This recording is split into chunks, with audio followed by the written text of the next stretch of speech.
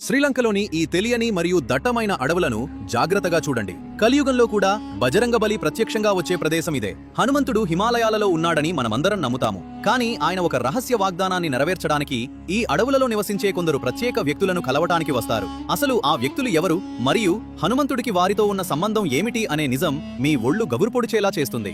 ఈ కథ హనుమంతుడు మొదటిసారిగా శ్రీరాముడి ఉంగరాన్ని తీసుకుని మాతాసీత వద్దకు లంకా నగరానికి చేరుకున్నప్పుడు మొదలైంది. సందేశం అందించిన తర్వాత రావణుడి శక్తిని పరీక్షించడానికి ఆయన అశోక వాటికను ధ్వంసం చేయడం ప్రారంభించారు.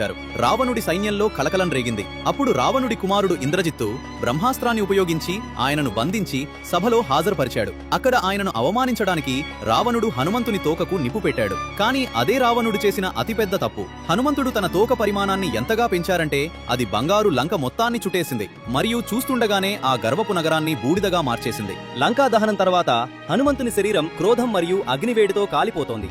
విశ్రాంతి తీసుకోవడానికి ఆయన లంకకు సమీపంలో ఉన్న ఈ దట్టమైన అడవులైన విదుర పర్వతానికి వెళ్లారు. ఆ సమయంలో లంక మొత్తం ఆయన ప్రాణాల కోసం వెతుకుతోంది.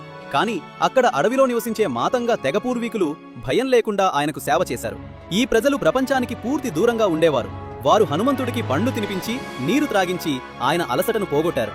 అందరూ ఆయనను రాక్షసుడిగా భావిస్తున్న తరుణంలో ఈ వనవాసుల నిస్వార్థ ప్రేమని చూసి హనుమంతుడు భావోద్వేగానికి లోనయ్యారు. తిరిగి వెళ్లే ముందు ఆయన ఈ తెగకు ఒక వాగ్దానం చేశారు.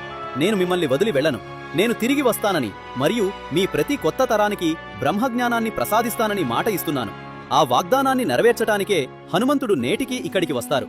హనుమంతుడు ప్రతి 41 ఏళ్ల విరామంలో ఇక్కడ ప్రత్యక్షమవుతారని పేర్కొనబడింది. బజరంగబలి నేటికీ మన మధ్యే ఉన్నారని మీరు కూడా నమ్మితే కామెంట్లలో జై శ్రీరామ్ అని తప్పకుండా రాయండి.